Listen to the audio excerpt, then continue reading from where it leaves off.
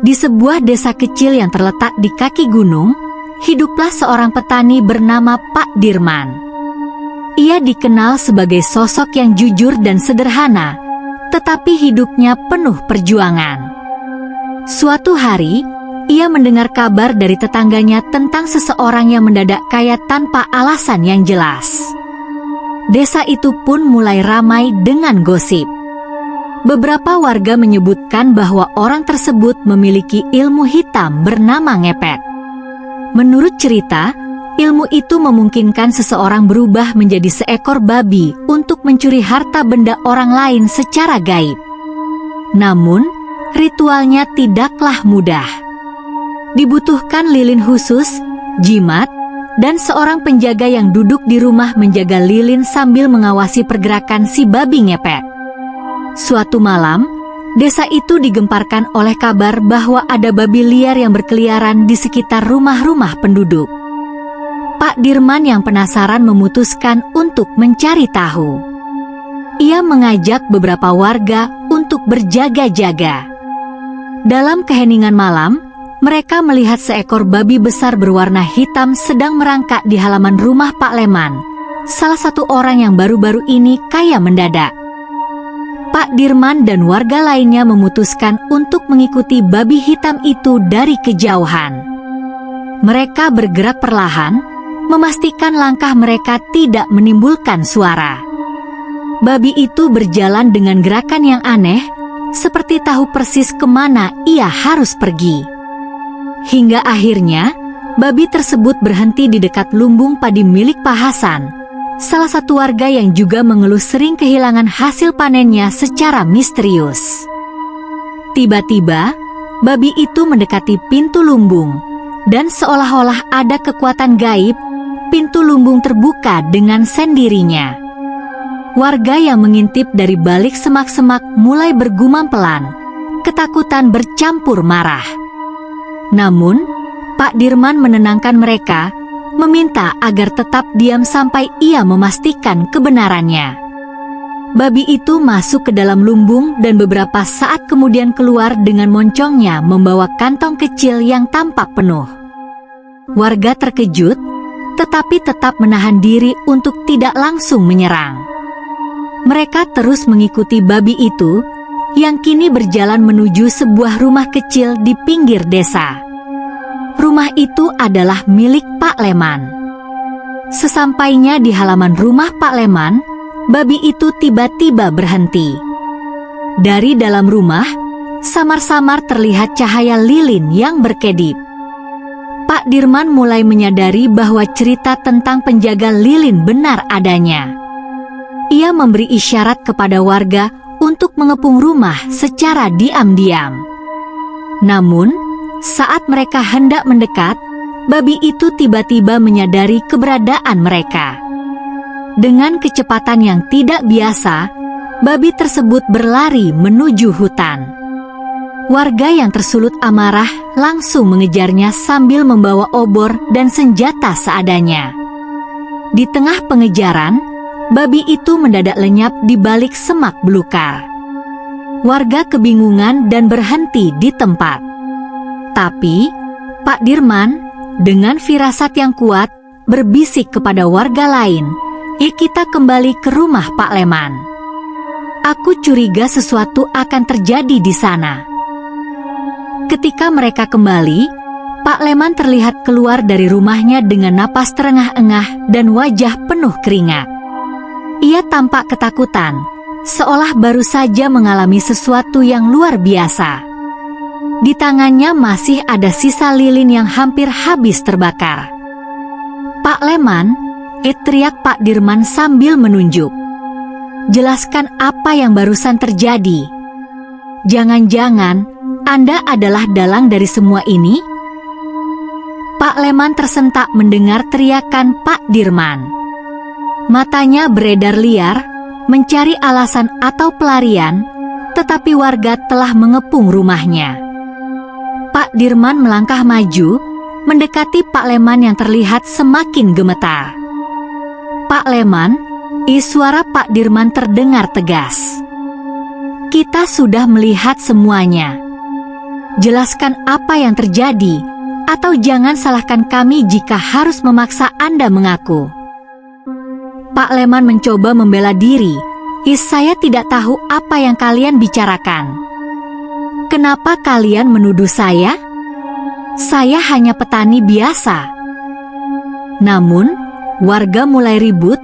Beberapa menunjuk ke lilin di tangan Pak Leman yang masih menyala. "Lilin itu bukti." "Itu lilin babi ngepet, kan?" seru salah satu warga. Pak Leman semakin terpojok. Ia mencoba melangkah mundur, tetapi desakan warga membuatnya tak bisa lagi mengelak. Akhirnya, dengan suara bergetar, ia berkata, "Baik, aku akan mengaku, tapi tolong, jangan sakiti aku." Semua warga hening, menanti pengakuan Pak Leman. Dengan wajah penuh rasa malu, ia mulai bercerita. Aku memang mempraktikkan ilmu ngepet. Aku melakukannya karena desakan hidup. Sawahku gagal panen 2 tahun berturut-turut, dan keluargaku hampir mati kelaparan. Aku tidak punya pilihan lain." Pak Leman menundukkan kepala, air matanya jatuh ke tanah. Pak Dirman menggelengkan kepala, kecewa tetapi tetap tenang. "Pak Leman, kami mengerti kesulitan hidup, tapi ini bukan jalan yang benar. Dengan ilmu ini, kau mencuri dari kami semua, saudara-saudaramu sendiri." Warga yang mendengar pengakuan itu mulai gusar. Beberapa dari mereka ingin menyeret Pak Leman ke kepala desa untuk diadili, sementara yang lain mengusulkan hukuman langsung.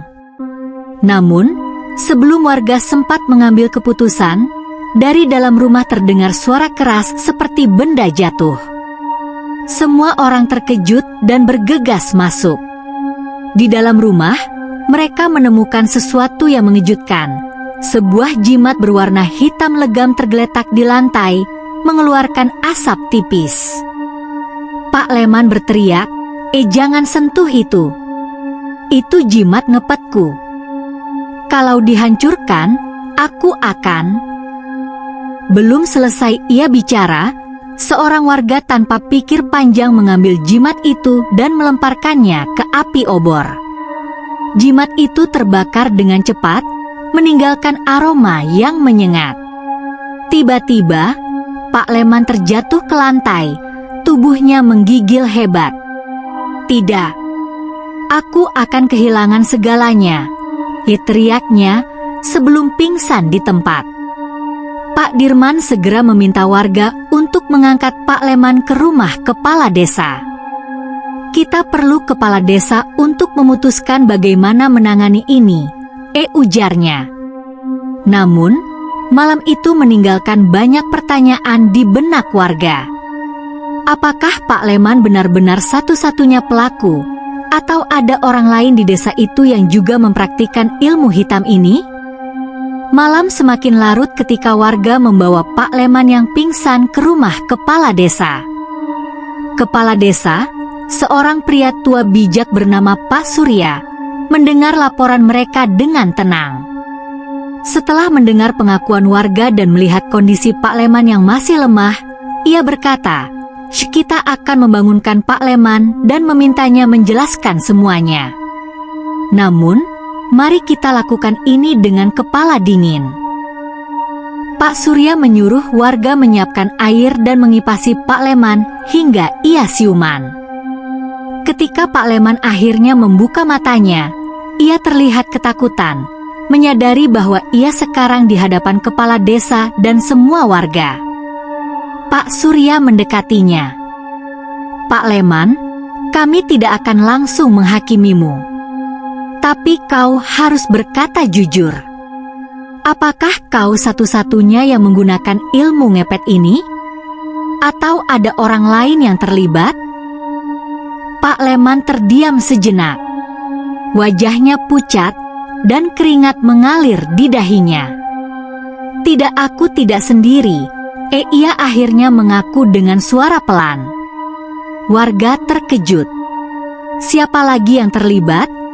Tanya Pak Surya dengan nada tegas. Pak Leman menelan ludah, lalu berkata, aku belajar ilmu ini dari seseorang di luar desa. Dia seorang dukun yang tinggal di hutan sebelah utara.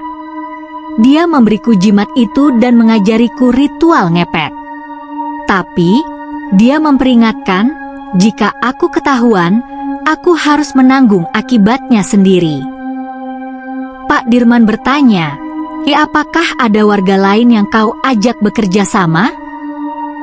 Pak Leman menggeleng. Tidak ada. Aku melakukannya sendiri. Aku terlalu takut untuk mengajak orang lain. Pak Surya menghela napas panjang. Pak Leman, ilmu hitam seperti ini tidak hanya menghancurkan hidupmu sendiri, tapi juga merugikan orang-orang di sekitarmu. Kita harus menghentikan ini sampai ke akarnya. Besok pagi, aku akan mengirim beberapa orang untuk menemui dukun itu dan memastikan tidak ada lagi jimat seperti ini yang beredar. Warga mengangguk setuju. Namun, tiba-tiba salah satu warga bernama Bu Siti berseru, tunggu. Kalau dukun itu memang sakti, bukankah akan berbahaya bagi kita? Bagaimana jika ia melawan atau bahkan mengutuk kita? Pak Dirman berdiri. Aku akan ikut ke sana. Kalau kita pergi bersama-sama dengan niat baik, aku yakin kita bisa menghadapinya. Kita tidak boleh takut pada kejahatan. Kepala desa mengatur rencana. Baik, besok pagi, 5 orang yang paling berani akan ikut ke hutan. Kita selesaikan masalah ini dengan kepala dingin dan tanpa kekerasan jika memungkinkan. Malam itu, warga pulang ke rumah masing-masing, meski rasa takut dan penasaran masih menyelimuti hati mereka. Sementara itu, Pak Leman dijaga ketat di rumah kepala desa agar tidak melarikan diri. Ketika fajar tiba, kelompok yang dipimpin oleh Pak Dirman dan Pak Surya bersiap menuju hutan utara. Dengan membawa doa dan keberanian, mereka melangkah ke dalam gelapnya hutan, mencari sosok dukun yang menjadi sumber ilmu hitam itu. Pagi itu, dengan langkah mantap namun hati-hati, rombongan yang terdiri dari Pak Dirman, Pak Surya, dan 3 warga lainnya, yaitu Pak Hasan, Bu Siti, dan Mas Rahmat, memasuki hutan utara. Hutan itu lebat, penuh dengan suara binatang liar dan dedaunan yang bergesekan diterpa angin. Suasana mencekam, tetapi mereka terus berjalan dengan tekad kuat untuk menemukan dukun yang disebut oleh Pak Leman. Setelah berjalan beberapa jam, mereka tiba di sebuah area yang berbeda dari bagian hutan lainnya. Pepohonan di sana terlihat lebih tua dan gelap, dengan akar-akar yang menjalar di atas tanah. Di tengah area itu, mereka melihat sebuah gubuk kecil yang hampir tersembunyi oleh semak belukar. Asap tipis keluar dari cerobongnya, menandakan ada seseorang di dalam. Pak Surya memberi isyarat kepada rombongan untuk berhenti. Kita harus berhati-hati. Jangan langsung masuk.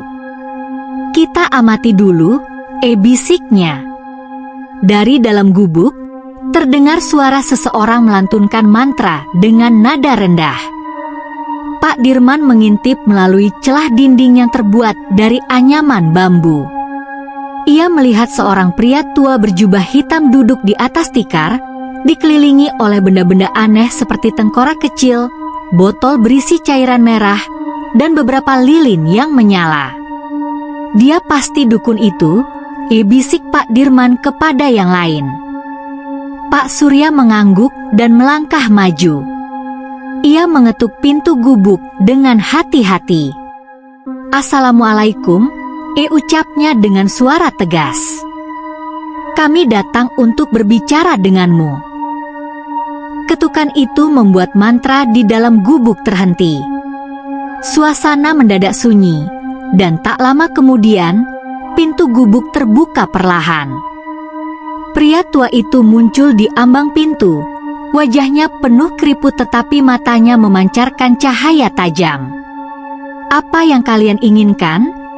tanyanya dengan suara serak. "Aku tidak menerima tamu tanpa urusan." Pak Surya menatapnya tanpa gentar. "Kami datang untuk meminta penjelasan. Salah satu warga desa kami menggunakan ilmu hitammu untuk mencuri dan merugikan orang lain. Kami ingin tahu kenapa kau mengajarkan ilmu seperti itu, dan kami ingin memastikan tidak ada lagi orang yang menjadi korban." Dukun itu menyipitkan mata. "Ilmuku tidak pernah aku berikan secara cuma-cuma. Jika seseorang datang kepadaku, itu karena mereka ingin melakukannya. Aku hanya memenuhi permintaan mereka. Jika ada yang menyalahgunakan ilmu itu bukan urusanku." Pak Dirman, yang sudah emosi, maju selangkah. "Tapi kau tahu betul ilmu itu hanya akan membawa kerusakan. Kau sama saja dengan penjahat jika terus memberikannya kepada orang-orang." Pria tua itu tersenyum sinis. "Kalian datang ke sini untuk menyalahkanku, tetapi kalian lupa bahwa aku hanya alat.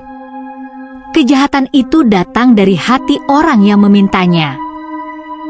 Pak Surya menahan Pak Dirman yang hendak melanjutkan amarahnya. Ia memandang dukun itu dengan serius. "Kami tidak ingin bertengkar. Kami hanya meminta satu hal, hentikan semua ini. Jangan lagi memberikan ilmu hitam kepada siapapun." Dukun itu tertawa kecil. "Hentikan? Aku tidak bisa begitu saja menghentikannya. Ilmu ini sudah menyatu denganku. Jika kalian ingin aku berhenti, ada satu syarat." Pak Surya mengerutkan kening. "Apa syaratnya?" Pria tua itu menatap mereka tajam. "Hancurkan sumber kekuatanku. Tapi jika kalian gagal, kalian akan menerima akibatnya." Semua anggota rombongan saling berpandangan, merasa waspada tetapi juga tak punya pilihan. "Apa sumber kekuatanmu?" tanya Pak Surya akhirnya. Dukun itu menunjuk ke sebuah pohon besar di belakang gubuknya. Pohon itu tampak tua, dengan cabang-cabang yang melilit seperti ular dan akar-akar yang mencuat dari tanah. Itu adalah pohon keramat. Di dalamnya tersimpan energi yang menjadi sumber ilmuku. Jika kalian bisa menebangnya, aku akan berhenti. Tapi hati-hati, pohon itu tidak akan menyerah begitu saja. Rombongan terdiam, menyadari bahwa tugas ini jauh lebih berat dari yang mereka duga.